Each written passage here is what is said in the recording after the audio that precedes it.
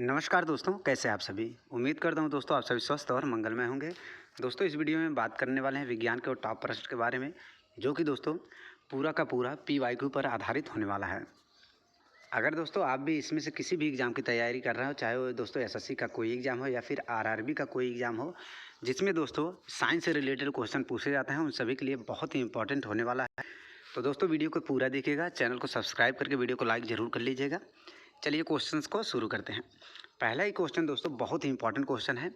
बोला गया है कक्ष तापमान पर, मतलब कमरे के तापमान पर निम्न में से किस पदार्थ की सबसे कम प्रतिरोध होते हैं। निम्न में से किस पदार्थ का सबसे कम प्रतिरोध पूछा गया है। सबसे कम प्रतिरोध किसका होता है? लोहा का होता है, एल्युमिनियम का होता है, तांबा का होता है या फिर नाइक्रोम का होता है।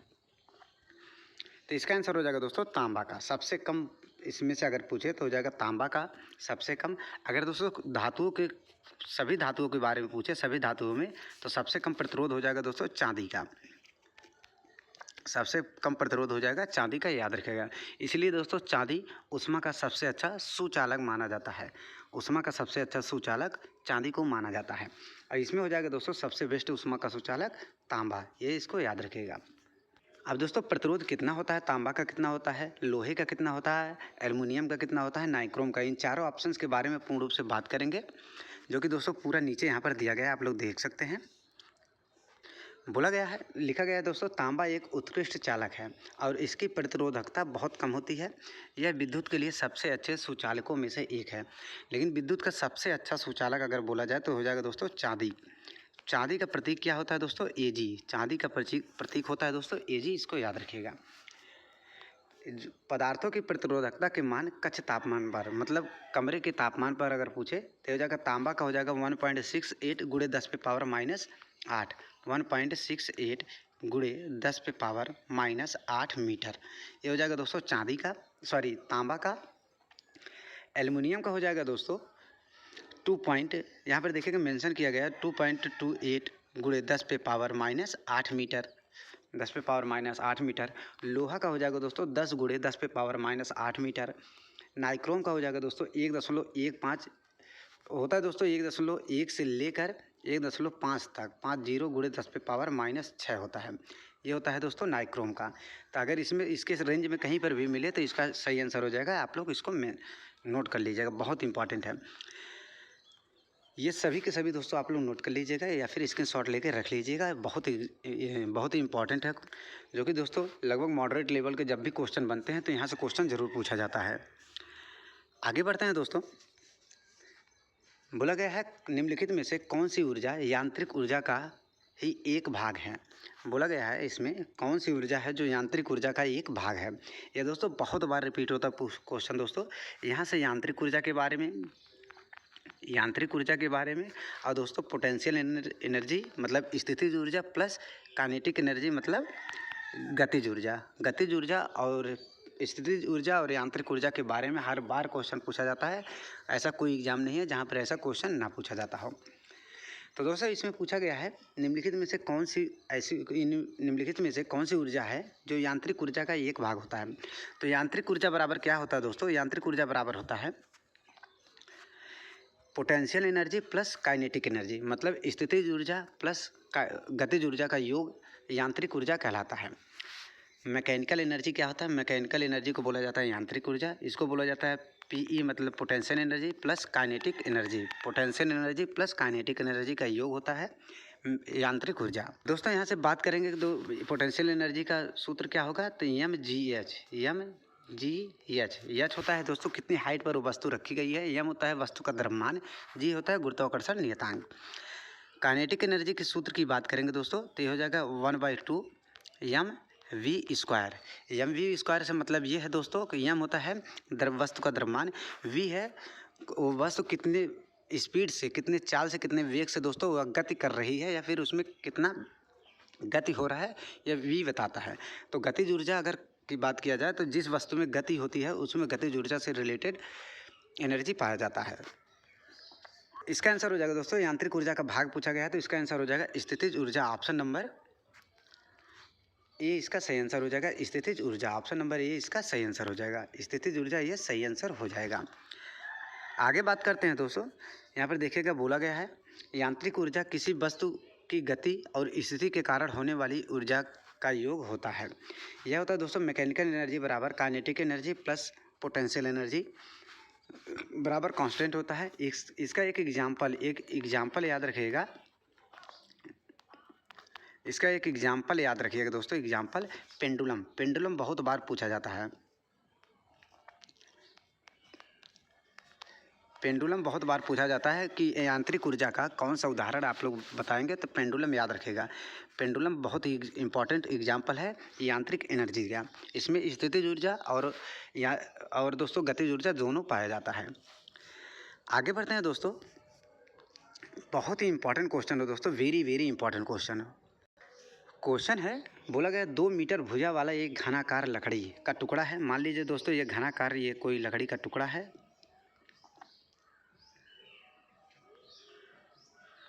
यह लकड़ी का टुकड़ा है, तो ये इसकी साइड 2 मीटर है, यह भी साइड 2 मीटर है, ये भी साइड दोस्तों 2 मीटर है।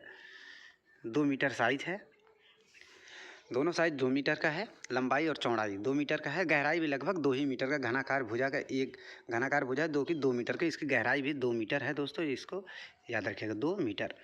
अब बोला गया है गुटका एक टेबल पर रखा हुआ है। यदि लकड़ी के गुटके का द्रव्यमान, इसका यम का मान कितना दिया है दोस्तों 10 kg। 10 kg द्रव्यमान की मान दिया है 10 kg। तो टेबल पर लकड़ी के गुटके द्वारा यह किसी टेबल पर रखा गया है। टेबल पर लकड़ी के गुटके द्वारा कितना दाब लगाया गया है। यहाँ पर जी का मान दिया है 10 मीटर। अब दाब का सूत्र क्या होगा दोस्तों, दाब मतलब प्रेशर। पी बराबर होता है बल बटे क्षेत्रफल मतलब एरिया। बल बटे क्षेत्रफल मतलब एरिया, इसको याद रखिएगा। ये वाला सूत्र याद रखिएगा। दाब का प्रेशर बराबर होता है बल बटे क्षेत्रफल।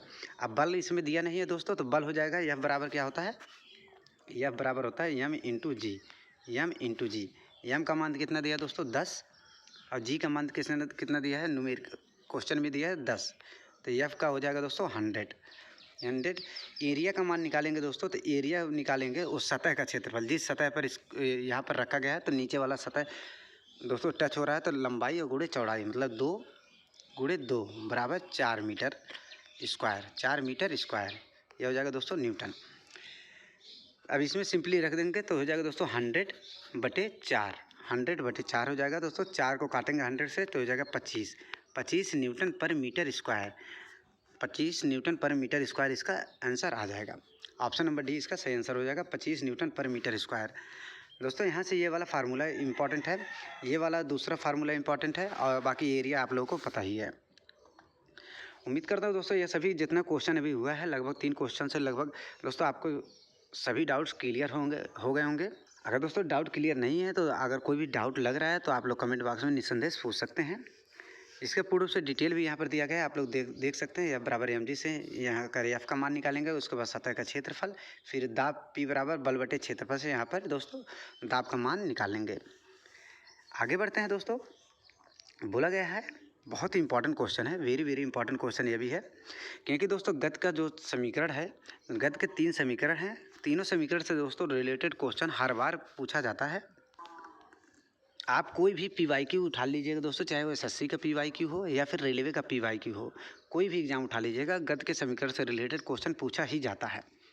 बोला गया है यदि गुरुत्वाकर्षण बल के कारण U, G और H किसी वस्तु के U, G, H किसी वस्तु के क्रम से आरंभिक वेग मतलब प्रारंभिक वेग U बोला गया है, गुरुत्वाकर्षण त्वरण दोस्तों G बोला गया है, मतलब A का मान G के टर्म में निर्देशित किया गया है, और ऊंचाई H बोला गया है, ऊंचाई को H बोला गया है।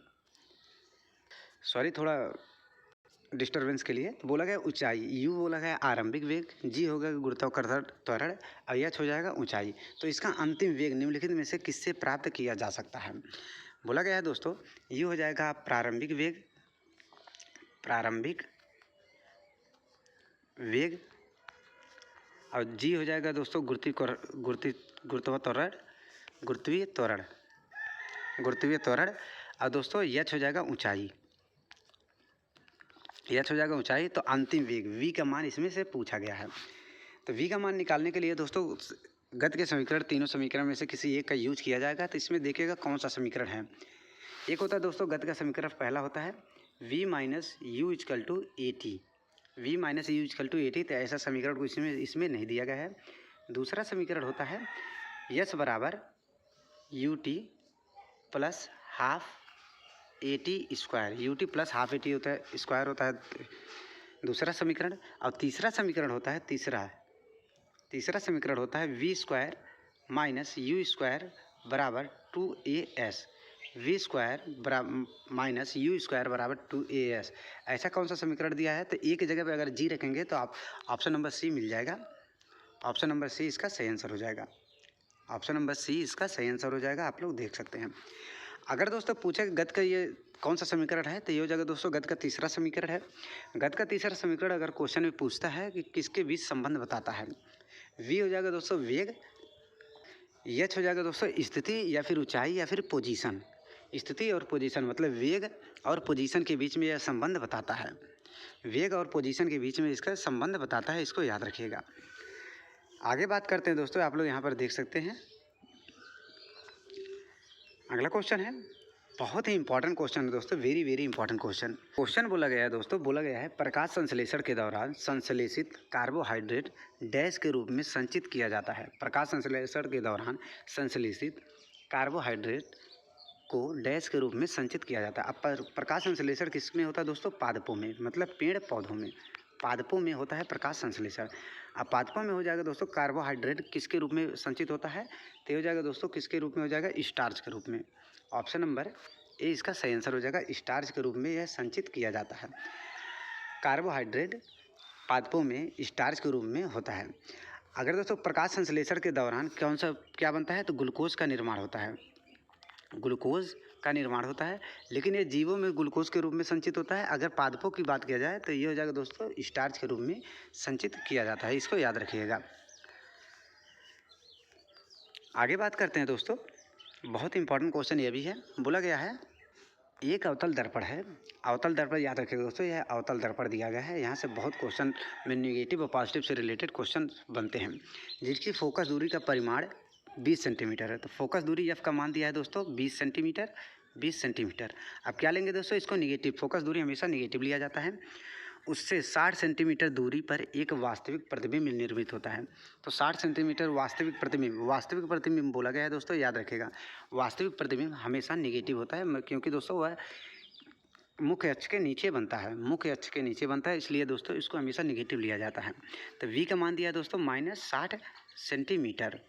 इसमें बोला गया वस्तु की दूरी u का मान पूछा गया है, u का मान सिंपली पूछा गया है।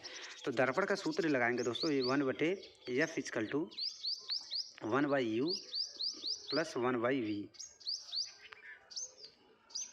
ये दर्पण का सूत्र सिंपली लगा देंगे, तो 1/f की जगह पर रखेंगे दोस्तों 1/-20 बराबर 1/v का मान रखेंगे -1/60 प्लस u का मान रखेंगे दोस्तों 1/u। u का मान निकालना है, तो यहाँ से u का मान निकालने के लिए दोस्तों 1/u इक्वल टू, इसको उधर ले जाएंगे दोस्तों, तो 1/60 माइनस 1/20।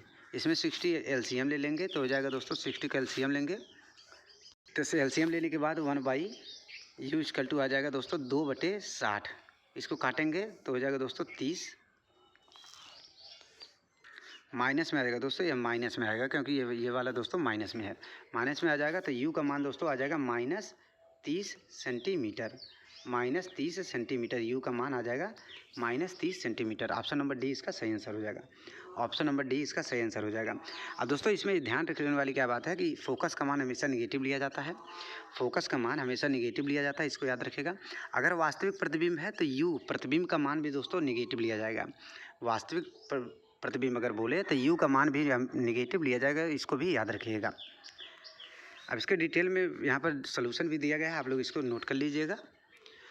आगे बढ़ते हैं दोस्तों, बहुत इंपॉर्टेंट क्वेश्चन ये भी है। बोला गया है एक 50 न्यूटन का एक बल एक वस्तु को 10 मीटर तक विस्थापित कर देता है। तो बल द्वारा किया गया कार्य, मतलब कोई आदमी एक बल लगा रहा है 50 न्यूटन का किसी वस्तु पर और 10 मीटर तक ढकेल देता है, मतलब उसको धक्का देकर ढकेल देता है, आगे कर देता है, विस्थापित कर देता है। तो बल द्वारा मनुष्य द्वारा कितना कार्य किया गया है? तो किया गया कार्य W बराबर क्या होता है? बल गुणे डिस्प्लेसमेंट, बल गुणे डिस्प्लेसमेंट याद रखिएगा, बल गुणे डिस्प्लेसमेंट। तो W का मान हो जाएगा दोस्तों, बल का मान कितना दिया है 50, डिस्प्लेसमेंट कितना दिया है दोस्तों 10, ये हो जाएगा दोस्तों 500 जूल। 500 जूल कार्य का मात्रक जूल होता है, इसको याद रखिएगा 500 जूल। ऑप्शन नंबर ए इसका सही आंसर हो जाएगा 500 जूल। ऑप्शन नंबर ए इसका सही आंसर हो जाएगा। अगर दोस्तों किया गया कार्य, अगर ये वाला फार्मूला भी याद रखिएगा, W बराबर होता है FD कॉस थीटा। ये FD कॉस थीटा, ये वाला भी दोस्तों फार्मूला याद रखिएगा, बहुत इंपॉर्टेंट है। ये वाला फार्मूला बहुत इंपॉर्टेंट है, इसको याद रखिएगा।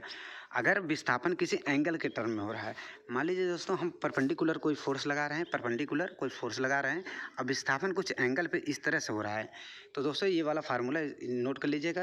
एंगल का मान दिया रहेगा, इसे सिंपली इसमें रख कर आप लोग निकाल सकते हैं। ये वाला फार्मूला नोट कर लीजिएगा। और अगर विस्थापन एंगल में नहीं हो रहा है तो दोस्तों ये वाला फार्मूला लगेगा, आप लोग इसको भी नोट कर लीजिएगा। यहाँ पर इसका सोल्यूशन भी दिया गया है, आप लोग देख सकते हैं। आगे बढ़ते हैं दोस्तों। अगर दोस्तों अभी तक आप लोग चैनल पर बने हैं तो चैनल को सब्सक्राइब, वीडियो को लाइक ज़रूर कर लीजिएगा। बोला गया निम्न में से किस तत्व की परमाणुकता द्विपरमाणुक है? निम्नलिखित में से किस तत्व की परमाणुकता द्विपरमाणुक है?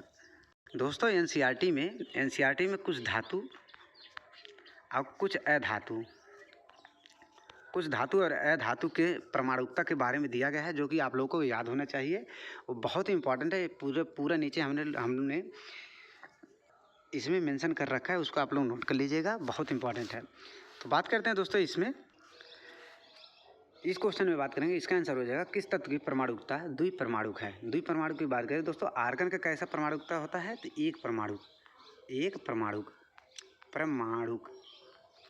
आर्गन होता है एक परमाणुक, आयरन भी होता है दोस्तों एक परमाणुक, सोडियम भी होता है एक परमाणुक। तो इसका आंसर हो जाएगा ऑक्सीजन। ऑक्सीजन की परमाणुकता कैसी होती है दोस्तों? तो द्विपरमाणुक होता है, द्विपरमाणुक होता है, इसको याद रखिएगा। ऑक्सीजन की परमाणुकता द्विपरमाणुक होता है, याद रखिएगा। आर्गन, आयरन और सोडियम की परमाणुकता दोस्तों एक परमाणुक होता है। अब दोस्तों कुछ परमाणुकता के बारे में नीचे दिया गया है, आप लोग देख सकते हैं। सभी महत्वपूर्ण परमाणुकता के बारे में दिया गया है। ये सभी दोस्तों अधातु होते हैं, ये सभी दोस्तों धातुओं के बारे में दिया गया है, आप लोग देख सकते हैं। इसको स्क्रीनशॉट ले लीजिएगा, ये बहुत इंपॉर्टेंट है। अधातु में हो जाएगा दोस्तों आर्गन एक परमाणुक हो जाएगा, हीलियम एक परमाणुक हो जाएगा, ऑक्सीजन द्विपरमाणुक हो जाएगा, ये सभी दोस्तों इंपॉर्टेंट हैं।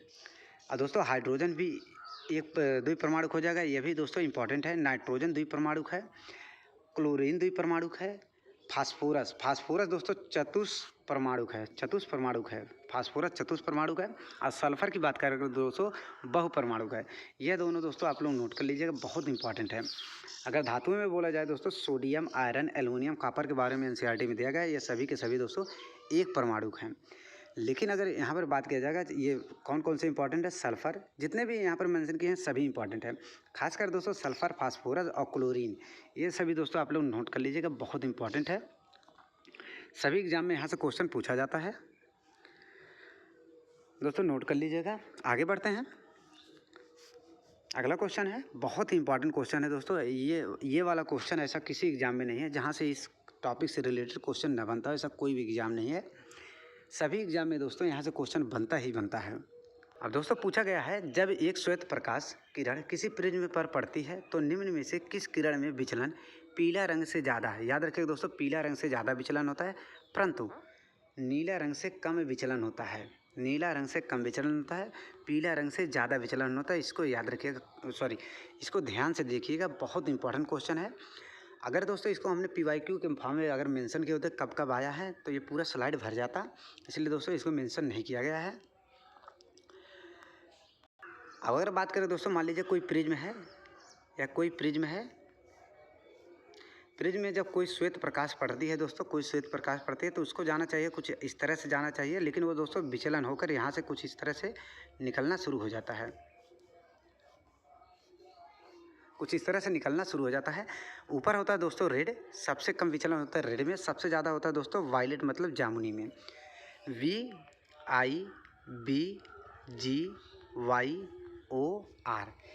VIBGYOR, ये होता है दोस्तों पूरा विचलन का इसका क्रम होता है, ये होता है।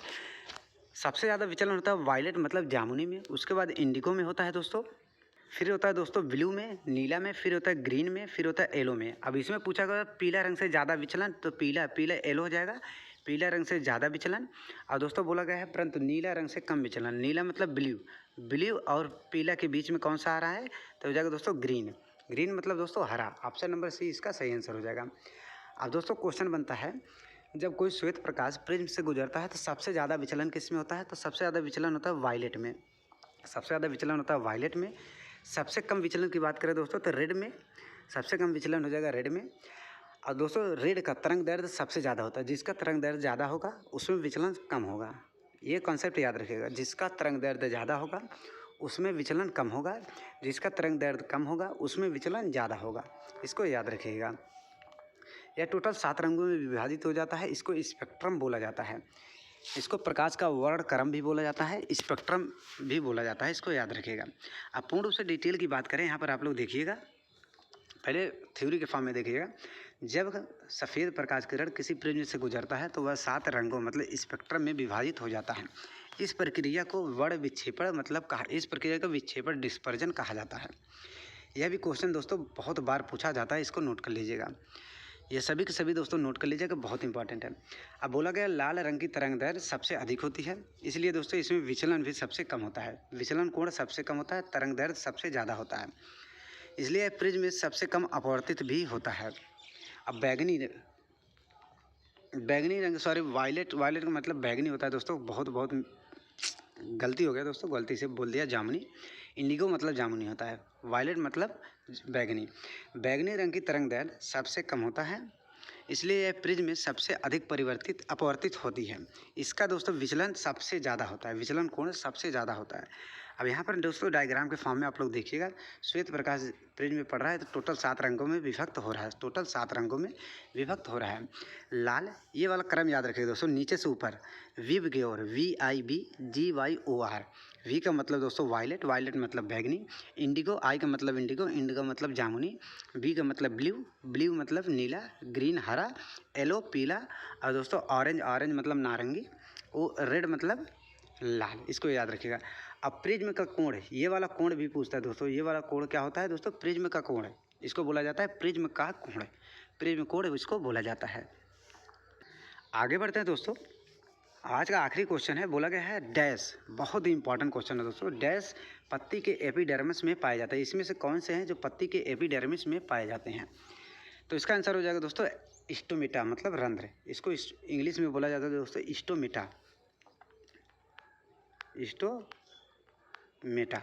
स्टोमेटा बोला जाता है। हिंदी में बोला जाता है दोस्तों रंध्र। यह क्या होता है दोस्तों, पत्तियों में छोटे छोटे छिद्र होते हैं जो आंखों से दिखते नहीं हैं। ये वाष्पोत्सर्जन का कार्य करते हैं, और दोस्तों प्रकाश संश्लेषण में भी दोस्तों बहुत सहायक होते हैं। मुख्य रूप से वाष्पोत्सर्जन में बहुत सहायक होते हैं रंध्र। फ्लोएम की बात करें दोस्तों तो फूड मतलब दोस्तों भोजन का भोजन का संवहन करना। जाइलम मतलब दोस्तों जल का संवहन करना, जल को मतलब ले जाना एक स्थान से दूसरे स्थान तक पादपों में केवल। फ्लोएम दोस्तों, फ्लोएम मतलब भोजन का संवहन करना। कोलिन काइमा भी याद रखिएगा दोस्तों, यह यांत्रिक सहायता देता है और दोस्तों लचीलापन प्रदान करता है पौधों में यांत्रिक सहायता देना और दोस्तों लचीलापन प्रदान करना, इसको याद रखिएगा। सभी के सभी ऑप्शन दोस्तों बहुत इंपॉर्टेंट है। तो दोस्तों बस आज के लिए इतना ही। उम्मीद करता हूँ दोस्तों वीडियो पसंद आया हो। दोस्तों वीडियो पसंद आया तो चैनल को सब्सक्राइब कीजिएगा, वीडियो को लाइक कीजिएगा। मिलते हैं एक और नए वीडियो के साथ, तब तक के लिए दोस्तों धन्यवाद।